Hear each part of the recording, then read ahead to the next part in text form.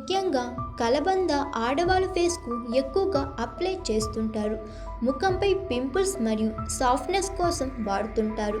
ఫేస్పై రాస్తే గ్లోతో పాటుగా తాజాదనం కూడా పెరుగుతుంది. నోటి దురద, దద్దుర్లు వచ్చిన నోటి సబ్ముకస్,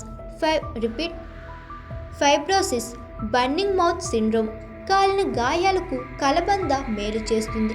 ఇన్ని ఉపయోగాలున్న కలబందను డైరెక్ట్గా ముఖానికి అప్లై చేస్తే నష్టాలు జరిగే అవకాశం ఉందని తాజాగా నిపుణులు చెబుతున్నారు. అయితే కలబంద డైరెక్ట్గా ముఖానికి పెడితే కొంతమందికి అలర్జీ సమస్యలు వచ్చే అవకాశం ఉంది. అంతేకాకుండా ఫేస్పై ఎరుపు, దురద లేదా వాపు వంటివి కనిపిస్తాయి.